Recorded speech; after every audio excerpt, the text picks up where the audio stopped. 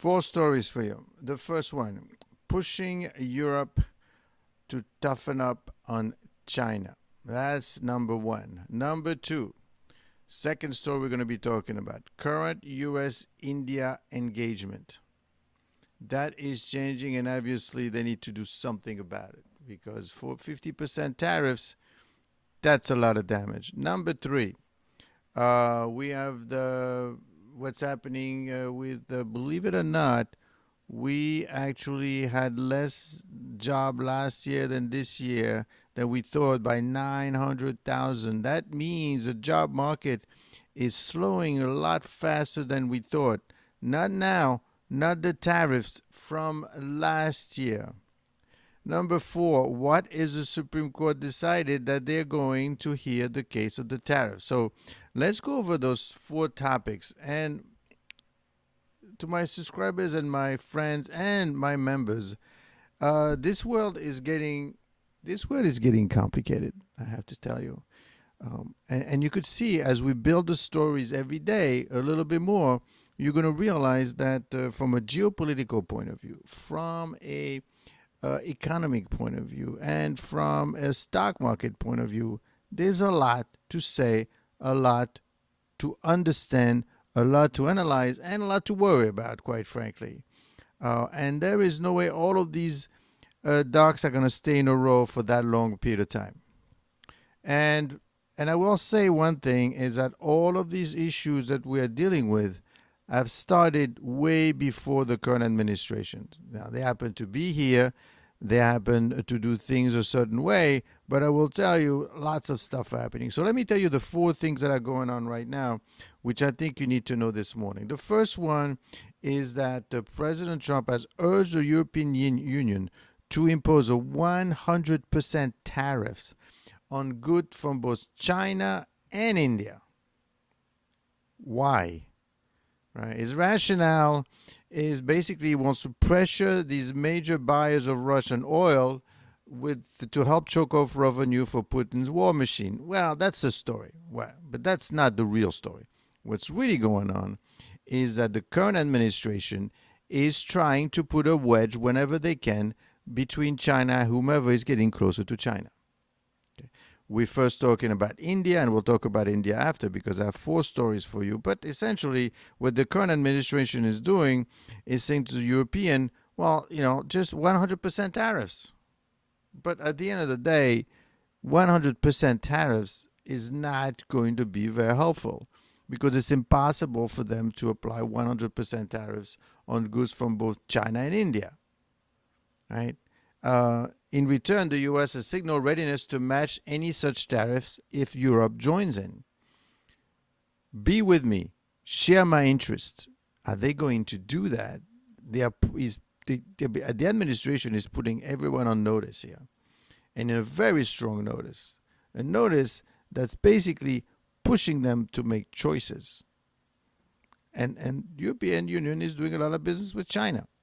Of course, you're not going to come out and say, I want you to be closer to me than to them, right? So you have to use a reason. And the reason that's being used is that basically India and China are buying oil from Russia, and that's obviously helping them to keep on fighting the war with Ukraine. So obviously I want to stop a war. So that you could understand that. But that's not the reason why the U.S. is doing that with the allies, because what they're asking for is almost impossible. They want to at least create tension between those groups. That's the idea of the 100% tariffs. I mean, basically, when you say 100% tariffs, you say don't do business with them. That's what you're saying. And it's if you do that, then I'll do it. Then you do first. Okay. So, but why would you ask such a strong ask? Well, because the situation is very dear. The situation is very dire. Is very important for the U.S. to be able to essentially put a wedge between any countries and China. China, unfortunately, is the ultimate goal. The idea is to keep China as isolated as possible, and obviously closer to the U.S. That's a geopolitical situation. When you're asking, when the president is asking the European Union to impose 100% tariffs on goods from both China and India, you're basically saying don't do business with these people, which they know that's not possible.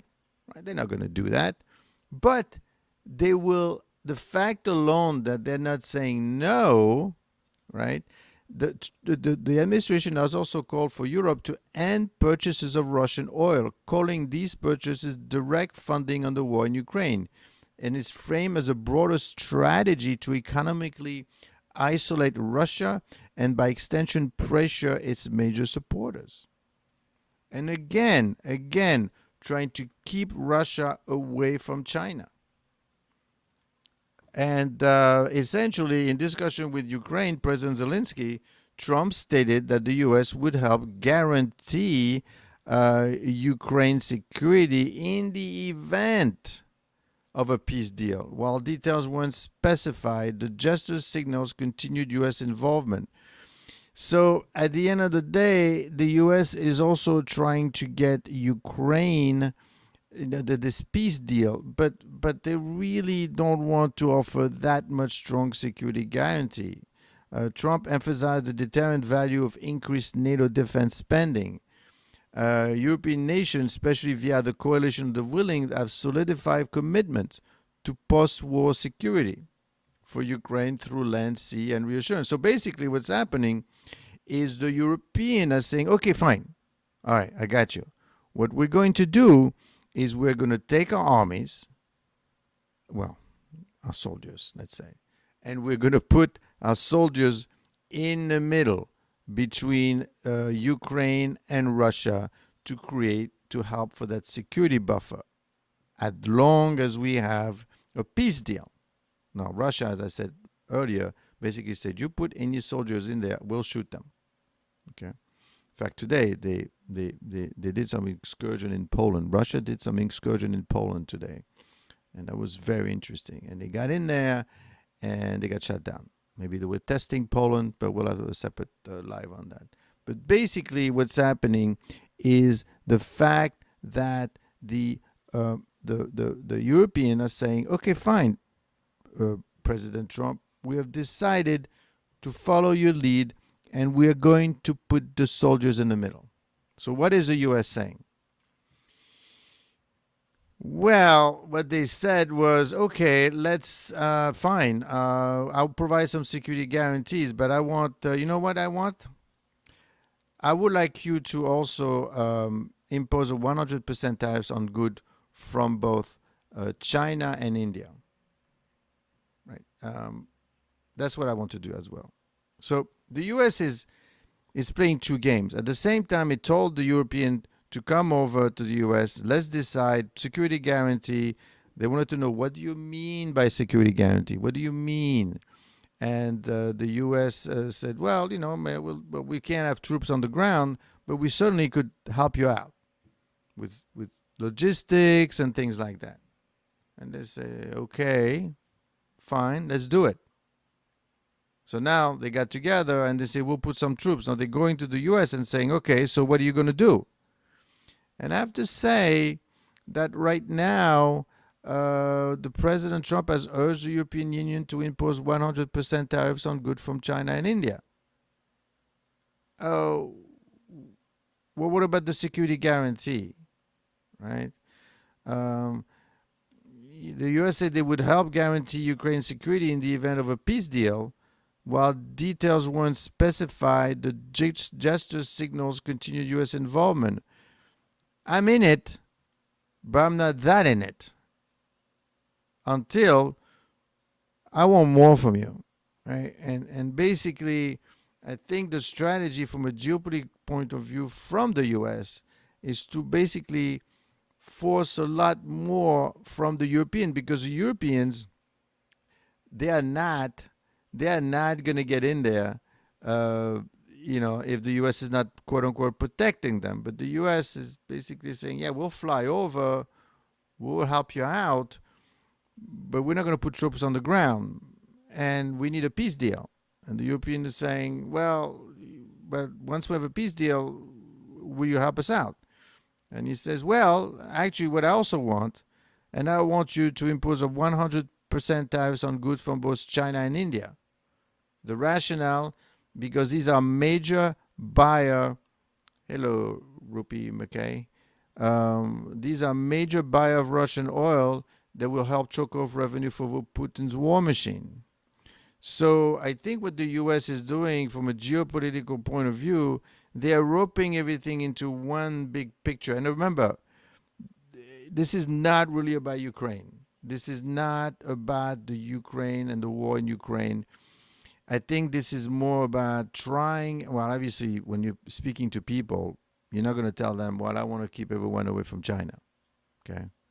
You're not going to say that. What you're going to say is, I need a reason. Well, the reason that I'm going to use is the following. I'm going to tell them that I want them to stop buying oil from Russia, right? So that by doing that, they will help stop a war. And you don't want people to die, don't you?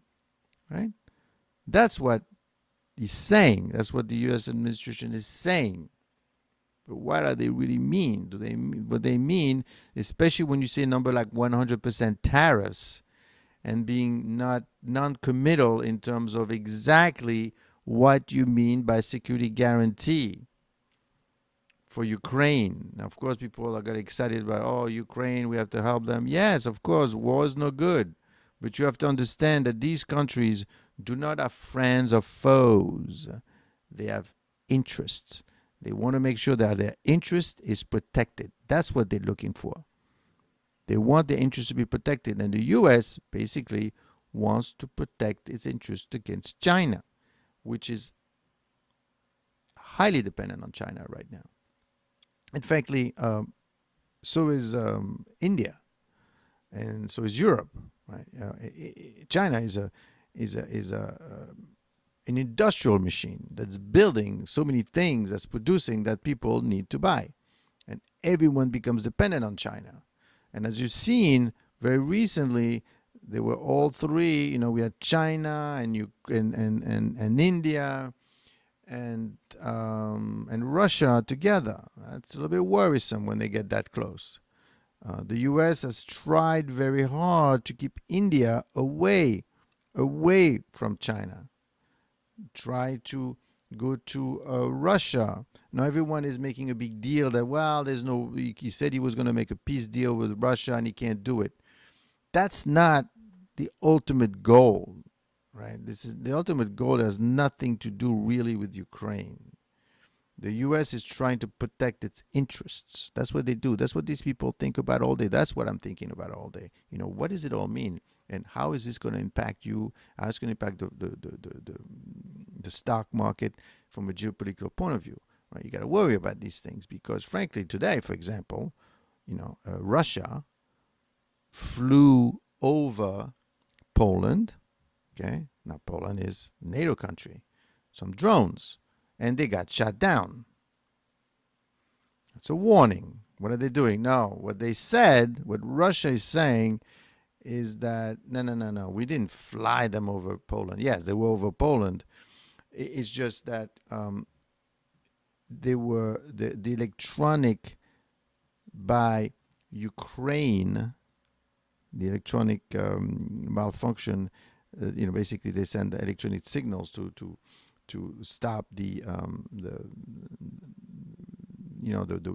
plane, or in this particular case, the drones. It's because of Ukraine that the drone lost their sight, and those drones went over Poland, and therefore you had to shoot them. We never went to go over Poland. You see how these things get started very quickly? We didn't do it. It's Ukraine's fault because they were protecting the airspace using electronic surveillance and disruption mechanism. Of course, this is a way for you to test, right? This is a way for you to test how Poland is reacting. Now, what's the idea behind what Russia is doing? Maybe they didn't mean to do it. Do they really want to invade Poland? I mean, that's not the point, right? I mean, there's no way they're going to invade Poland.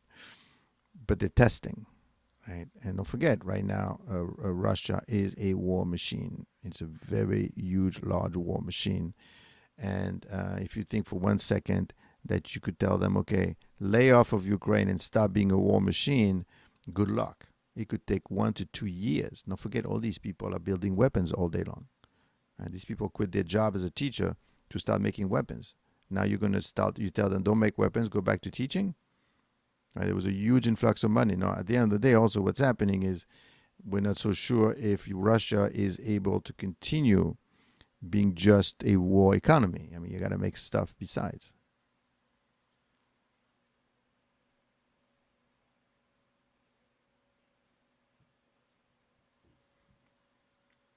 So you need to be careful about that.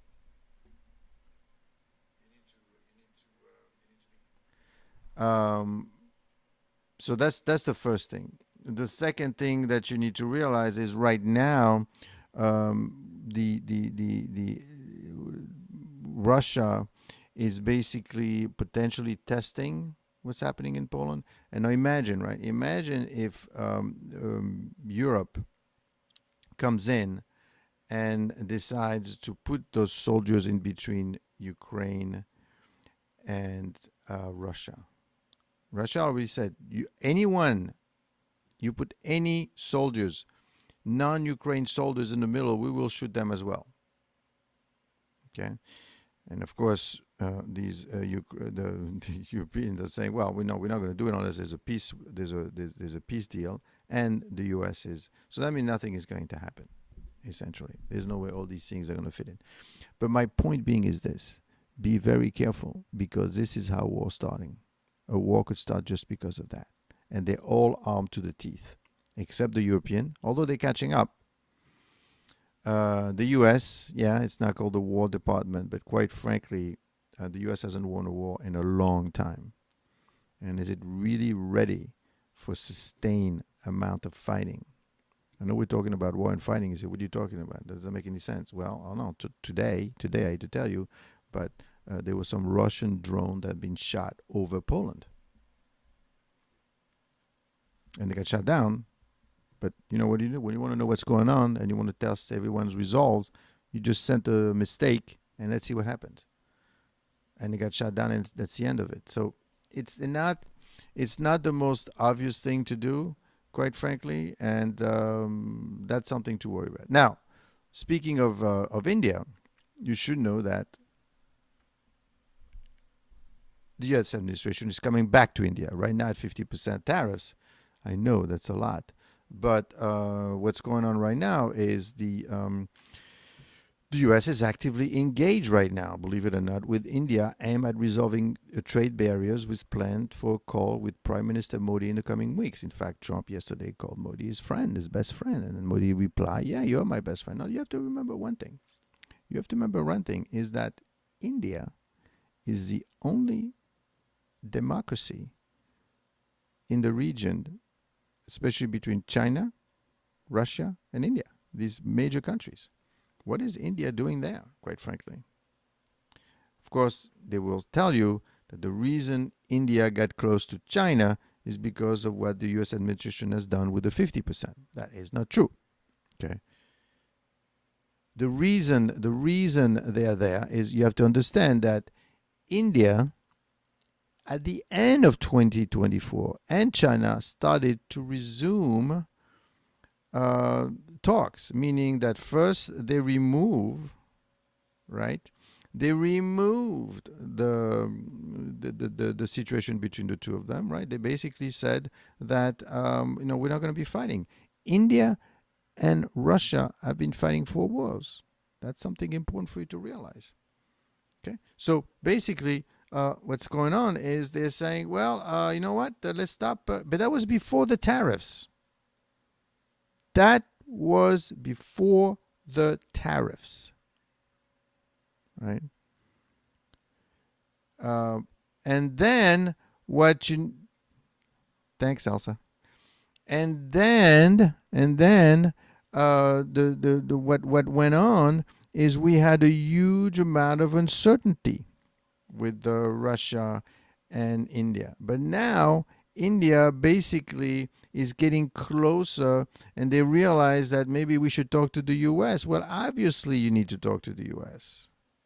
because but then again, from the past, they had been really having a discussion with China from last year. So don't let them tell you that because of the tariffs we're losing China. No, we're losing India. They've been talking. Then sometime in January, they resumed the flights between China and India. I did not go over the job report, but I will very shortly, because that's a doozy. And that's what happened with India. Basically, the idea is that they were saying that okay, so let's stop fighting first of all. So the border, because they're on top of each other. In fact, let me show you so that you have a feel for this. That the border between China and is pretty close. But at the end of the day, what we're really saying is that you want to be able to realize that these people have been dealing with each other for some time, and they've been talking. They have been talking. Okay. Here, look at this. Look how close. Look, you see this? China and this this is the reason why administration wants to get in the middle of that. As you could see, they are very close to each other, and they've been fighting 4 wars already. They've been fighting for quite some time. But last year they decided, okay, no more wars, no more fighting. Let's agree that the border, we're going to monitor the border. We're going to stay friends. And what we want to do at the end of the day is we want to be able to understand. And then, of course, what they did in January is they resumed flights between India and China. You have to understand, for the longest time, there were no flight between those two countries. Okay, so that is something that is of concern, obviously. And then they start to go and they resumed trips, and they resumed more trips, and then eventually, obviously, we had this boondoggle very recently where they all got together in China. But that has been building up for quite some time. And this is something that you need to realize that is very important for you to understand, is that all of these the countries, they are mostly have interest, right? They're trying to build the situation in a way that is beneficial for them, not no friends or enemies. So earlier in 2025, J.D. Vance and PM Modi established a formal roadmap for bilateral trade with the goal of boosting trade to 500 billion. The only thing with India is, again, it's not the oil that they're buying from Russia. What it is they want India to open their market to the U.S. They want to say, I have a huge trade deficit with you. Let's stop it. Let's bring it down. And they said, no. I cannot let you into the agriculture side of my business, which is about 20% of their GDP for India. And 40% of the people in India works in the field. And you want me to go in and tell you, okay, that's okay, open up your fields and bring in the wheat from Kansas? That's not going to happen. So then the administration says, okay, so then what? How do we reduce? Well, I could give you this and that, but that's not enough. You know what? And don't forget, we also have a 50% steel tariffs on you. Of course, this whole discussion is being sideswiped, really, because now the Supreme Court is saying, well, hold on. You're not allowed to tax these people 50% just like that. You're not allowed to tax India 50% because of these emergency tariffs. That is not going to work, and it's probably not going to work. And we'll talk about what happened to the Supreme Court. But basically, they're not going to allow that. They're going to talk about it. But so you see, the thing with India, it's becoming very problematic at this point because they need to deal with them. So right now they are going to. So right now you should know that they're talking. He's back to be his friend again, and because they realize they need each other, right? The U.S. need someone, especially a democracy, in Asia. You don't want this bloc to be formed without you. Now, The job situation. Let's talk about the job situation. Now, that one is. I'm going to have a live at 10 o'clock to review all of the situation with the economy. But basically, what happened? So, 911,000 fewer jobs. So the Bureau of Labor Statistics, that lady that got fired recently, so the new people came in and they gave their annual benchmark revision.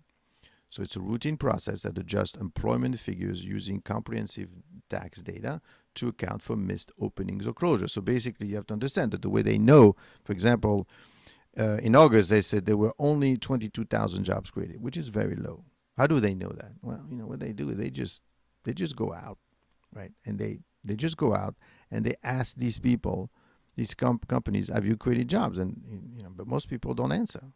Most countries don't. Most companies don't reply, and that's a problem, right? So they don't answer, they don't reply, they don't tell you what's going on, and don't forget to subscribe to the channel, by the way. They don't subscribe, they don't answer. So and then of course a bunch of them got fired because of the administration fired lots of people in the federal government. But that's not the real reason. The reason is it was always a problem to collect data from people, quite frankly. So now this is a revision. They say, okay, now we're able to match it with the tax data to see exactly. And actually, you know what?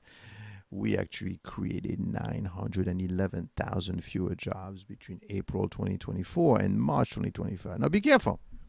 Again, this has nothing to do with the current administration. This was from April 2024. So when we thought we had lots of jobs then, we have a lot less. I remember last year in August, they had a revision of 800,000. So the economy, the job market hasn't been that great since last year. Probably because rates have been kept high for too long.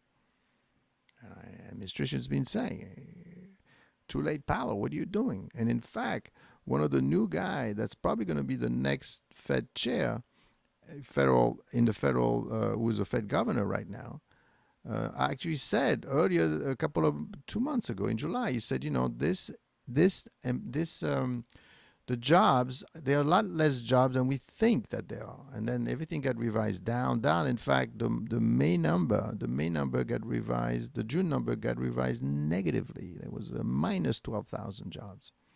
Again, but we don't even know what's a real number. This is just an estimation. The real number right now between April 2024 and March 2025 is down 900,000 jobs. And where do we lose those jobs that we thought we had and we didn't have? Leisure and hospitality, minus 176,000 jobs, right? Professional services, minus 158. Retail, minus 126, and a bunch of other sectors in the government and things like that. So why does this matter? A weaker job market than thought. Instead of averaging around 147,000 jobs per month, because that was kind of the target, the adjusted data shows growth close to 70 to 75,000. So next time you hear, job creation, if you're not seeing 70 to 75,000, then we're in even bigger trouble. In the past, it used to be 147,000 jobs. Now they don't expect that. They expect 70,000. That's probably because the interest rates have been high for a long time. So that's half of what was previously reported. Basically, they used to expect 150,000 jobs a month creation. Now they're saying, you know what, we're creating 70,000 jobs. Now, tied to this, obviously, is the current administration situation, right, where they're basically saying that, the immigration, they want a lot less people coming into this country. So if you have less people coming in and you're letting a lot of people out, then obviously you have less jobs, which is bad, but you also have less people looking for jobs. And that's why the unemployment rate is sticking around 4%. Now, is this a bad thing? Is this the end of the world? Well, it depends where you sit. So obviously now there's pressure on the Federal Reserve with job growth clearly suffering for internal rate cuts, right? We need rate cuts. Economists and even JP Morgan CEO Jamie Dimon have emphasized that this revision could accelerate the Fed easing cycle. Now, JP Dimon is important because he's been saying for the past year or two that we're going to be into a recession. I am not so sure about that. right? Because one, there is a lot of money being spent on AI, believe it or not. Right?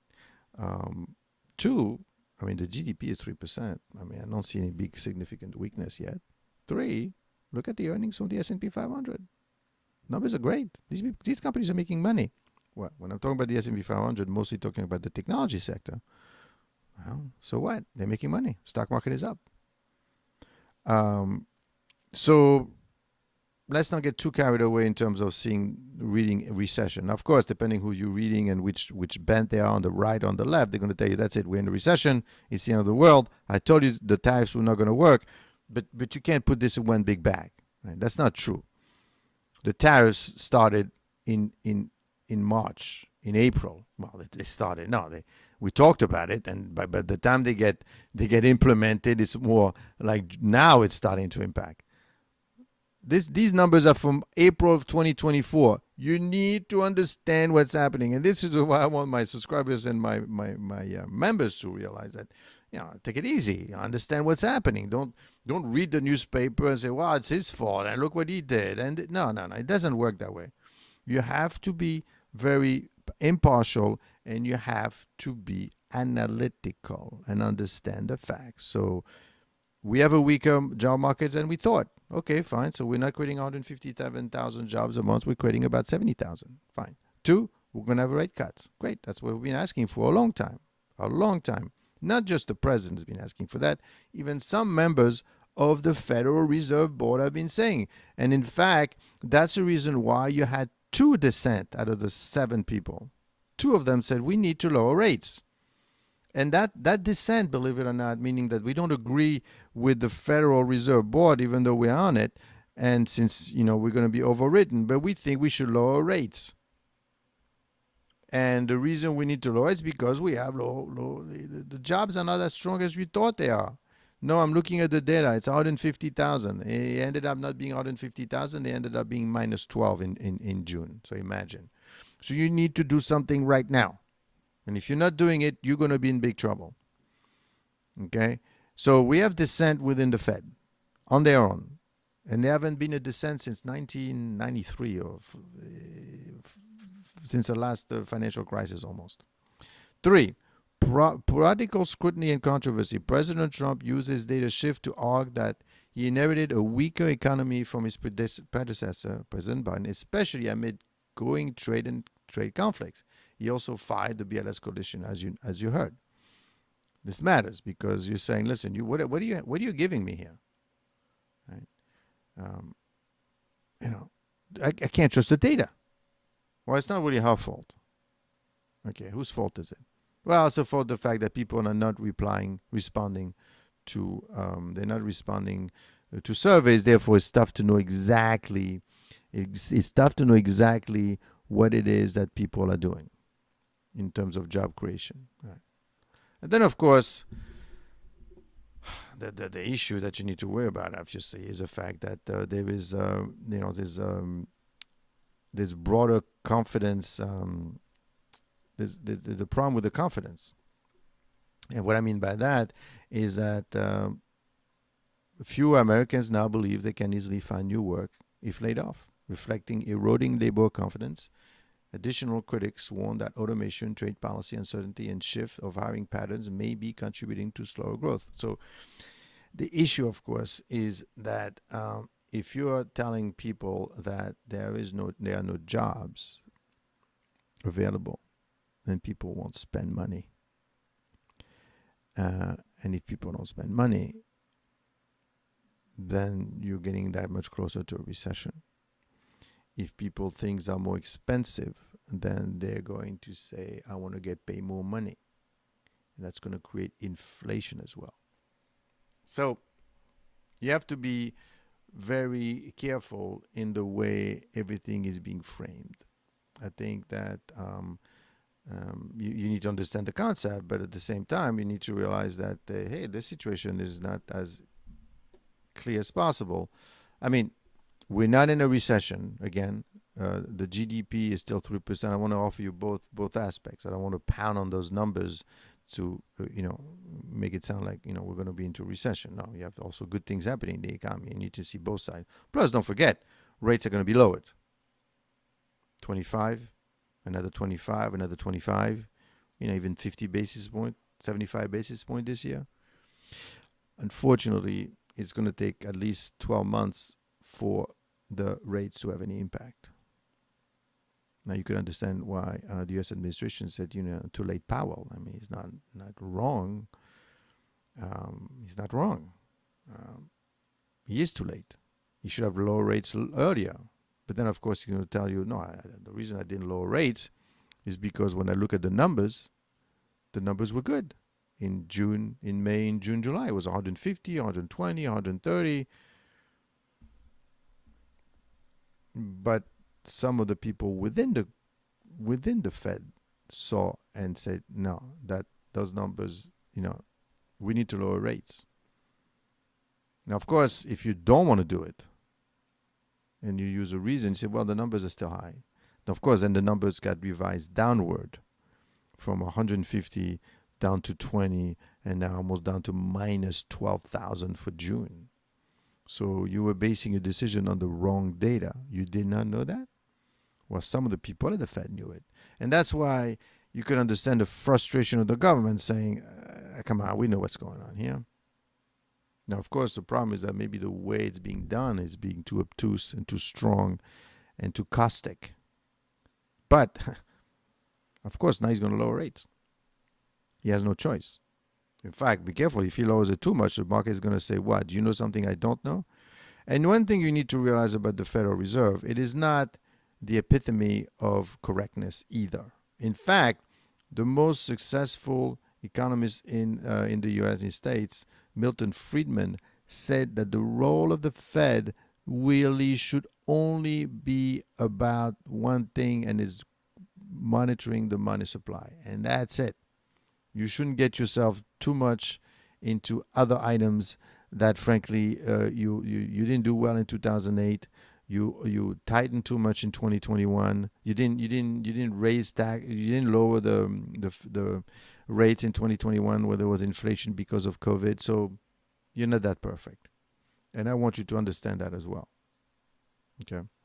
And that's the issue that's going on now. Of course, tied to this. It's tied to the tariffs, is the fact that, the administration has a big problem right now. And the big problem is that the fact that the Supreme Court has said that those tariffs are illegal. This is serious business. Why is it serious business? Well, because you got to get the money back. And you've collected $300 million on September 9th, right? Supreme Court agreed to review for whether former President Trump's sweeping tariffs are legal. So they say, okay, fine, we're going to take the case. We're going to take a look at it. Because it went to the Court of Appeals, and the Court of Appeals said it's illegal. And they said, no, we're not going to take this. Let's go to Supreme Court. And they've been pressuring them. And the reason they're pressuring them is because they can't do anything. So imagine you're talking to India right now, and you're telling them, okay, 50%. They're saying, well, I don't know. Let's talk about this. Who am I negotiating with? Maybe I should be negotiating with the Supreme Court, because you guys, I don't have the right to do the thing that you said you did. And they've been collecting about $200 billion. The case centers on the question of whether Trump exceeded his constitutional authority by invoking the 1977 International Emergency Economic Power, the EEPA. And they say you cannot use that. That is illegal. Now, we'll see what the Supreme Court says. We don't know that for sure. To impose broad tariffs without explicitly congressional authorization. Usually, the Congress gave the power to the president to do it. They didn't do it in this time. Now, why they didn't do it? Well, I'll tell you why. I mean, you could say, well, why didn't the president go to Congress and say, let's vote this thing and give me the power? Well, you have to understand that it's a little bit controversial. You're taxing and you're giving tariffs on 100 countries for quote unquote emergency tariffs. And how are you going to vote this to Congress? They're going to say, well, I'm sorry, what is a basis? And don't forget, these people at some point we're going to need to be reelected. And they probably told him, listen, there's no way this is going to go through. We can't approve something like that. This is too complex. It's too broad. It's too far-reaching. I don't know. If this thing doesn't work, then I'm going to get hit with it. So you go ahead and we'll be quiet and you do your thing and hopefully it goes through. And that's what they did, basically. They went in and they started and they went to 100 countries. You know, the big page, he came around with the big board and say, here we go. We're going to charge everyone, 20%, 10%. Oh, my God. How could you go through this with Congress? Look what's happening with Epstein, and we'll have a video on that. But look what's happening with Epstein and Congress, right? It's a Monty Python show right now with Epstein in Congress because it's completely out of control. So what's going on with so basically what they've agreed, the court has because usually technically that should have, they would have to take until the mid 2026 to talk about that, but they didn't do it. So the court has placed the case on an accelerated schedule. Briefs are due and oral arguments are slated for the first week of November 2025, well ahead of the typical timeline of the Supreme Court dispute. They told them, listen, guys, you got to move quickly. I cannot wait until June of next year. Stop whatever you're doing. Look at it right now. Now, the fact that they're able to move the fact they're able to move the Supreme Court that much closer and that much faster, maybe they have an influence on them. Of course, you're going to say, well, that should be a slam dunk. Be careful. Be careful because even though out of the 9 judges, 6 of them have been appointed by Republicans, they are in for life, so they don't have to abide by anything. And frankly, the way they voted with what happened with Biden in last year with the what happened with the loan forgiveness program, they said, no, you can't do that. You don't have that power. They could tell him the same thing, and I believe they're going to tell him, no, this is not legal. And that's a problem, because if it's not legal, then they probably would have collected about $500 billion. And then $500 billion has to be sent back to where they belong. From a legalistic point of view, they should say, no, it is not legal. But from a country point of view, from making sure let's go along to get along, maybe they'll say yes. But that's going to be a real departure from the way they've been doing, the way they've been voting, the way they've been deciding the laws at the Supreme Court, frankly. Now, if the court ultimately rules the tariffs are unlawful, the U.S. government could face massive refunds to importers, estimating to be as high as $750 to $1 trillion. Treasury official cautioned the reversing could result in profound economic consequences. Of course, that's a black swan right there. Why? Because the money that is being collected right now, where do you think it goes? It goes straight into Treasury. And it's not coming from India or these places. No, it's coming from whoever is importing the stuff. And it could be like Ford and GM and whatever. That money is coming in. Forget if it's not being really charged to the consumer yet. Or ever. Who knows? Let's see what happens. But the point is that the money is going to Treasury. What do you think they do with that money? Well, they're offsetting the cost of the $37 trillion that is owed by the government of the U.S. $37 trillion. That's a lot of money there. Okay? And what's going to happen is I think it's they have a deficit of 1.5 trillion or so, 300 billion, 400 billion a year. That makes a big difference. If for some reason you do not get that money, so over a couple of years, we're talking $3-4 trillion, believe it or not, from the tariffs. If you're not collecting that money, then it's going to make that much more difficult for you to finance the debt or to raise new debt. That could have an impact on the bond markets. And let me tell you, you may not be fully aware of that. But things go bad, not so much when the stock market crashes, but when the bond market crashes. That's what happened in 2008. 2008. I know because I was there in the middle of it, and I seen what happened. And what happens is basically there's no money. There's no liquidity. That's it. It's over. We're not putting anything to work. We're not trusting anyone, and the money is not flowing through the system. We're in big trouble, and that is the concern. In fact, if you remember very closely, remember in April when they came up with a list of 100 countries, the tariffs, and people say, "What are you doing?" At that moment, the bond market got scared. The yield, the 10-year yield, I mean, that people are selling the treasury, they don't want it anymore. And I mean, the yield went up, and the yield went up to a point where somebody probably went into the president's office and said, you got to stop this thing right now. You got to tell them, give them a 90-day reprieve. Otherwise, we're going to lose the bond market. We could have a credit event on our hands. Forget the stock market crash, because the market was down already. And the president said, and I'm here for Main Street. I'm not here for Wall Street, right? Remember that? But then when they knock on that door and say, the yield is going up, we're losing the treasury market, and say, okay, fine, 90-day reprieve. And then everything kind of calmed down. That's what you have to watch for. And that's what's happening again here. And you have to be very careful, because if you're not able to pay your debt as a federal government, that's going to be a lot of damage. So those 4 events that we have right now are all encompassing events. And they are encompassing events. The Supreme Court agrees to hear the tariffs, right? So basically, we should hear by the end of the year if this thing is legal or not. That's important. We want to know these things. We want to know these things because they're going to have a huge impact on everything that we do. Second, we have a lot less job than we thought we had created. Not now, right? But since last year. So we weren't here, we're there. So when you're losing that, it's a lot less. Probably because the interest rates were too high.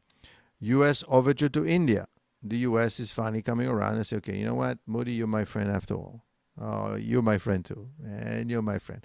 I mean, I think sometimes when you see the news, you could see they're talking to children. Okay, and we're not. In this channel, it's all about understanding what's happening, and it's nothing to do with whether or not you like it, you don't like me, it's interests. Right? And frankly, Trump presses Europe on China, postures helping Ukraine. So basically what the administration is doing right now to the Europeans is, okay, fine, you know what, I am going to help you providing quote-unquote security guarantee for Ukraine, but I am not so sure I want to do it, but I want to make sure that you also start pressuring China and India as well. Do something. Do your job right now, because you're waiting for me to say this, and then you're going to come in Ukraine. But they all know that this thing is not going to end up well. But what the U.S. administration is doing is they want to create a wedge. They want to keep China away from these other countries. Because, I'll tell you why this is important. Because the moment China, India, and don't forget, they're next to each other. That's a problem if they're next to each other. Because then it's easy to do business. You could sell to each other. You could do lots of things, right? And they could just say, you know what? We're done. We're closing. Thank you very much, everyone. We're gonna trade with each other. In fact, very recently, China announced that they would actually fund they would raise capital for Russia. Exactly. They would raise capital for Russia. That's a problem, because now they're helping each other. They're funding each other. And the U.S. is standing there and saying, well, what do I do? What about me?